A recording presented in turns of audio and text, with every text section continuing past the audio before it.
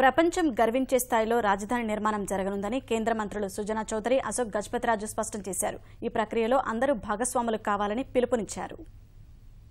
జిల్లాలకు మంచి సెంట్రల్ పాయింట్గా ఉంటాం. ఇక్కడ తల్లి కృష్ణా నది పక్కన ఒడ్డున కడతాం అనేది కూడా ఒక గొప్ప విషయం. మన వరకే కాదు, యాక్చువల్గా ప్రపంచ దేశాలన్నీ కూడా దీంట్లో వాళ్ళ ఐడియాస్తో మంచి బిల్డింగ్లు కానీ మంచి పార్కులు కానీ డిజైన్లు ఇచ్చి కట్టించి నిరూపించుకోవాలి అనే పద్ధతిలో వాళ్ళు కూడా ఉన్నారు. ఈ శంకుస్థాపన కార్యక్రమం జరగడం అనేది చాలా ఆంధ్ర ప్రజలు చేసుకున్న ఇప్పుడు అదృష్టం.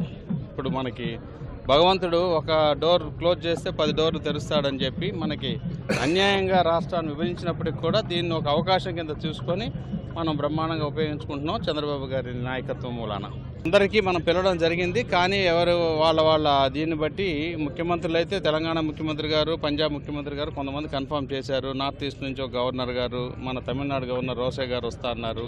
ఇవన్నీ కన్ఫర్మేషన్స్ వచ్చినాయి. సింగపూర్ మంత్రి గారు, మలేషియా, జపాన్ నుండి కూడా అంతవరకు అయితే కన్ఫర్మ్ లేదు.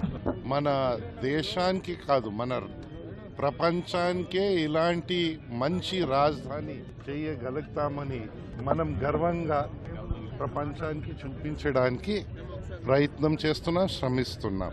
ఈ శ్రమలో అందరు భాగస్వాములు కావాలని మేము కోరుతా ఉన్నాం.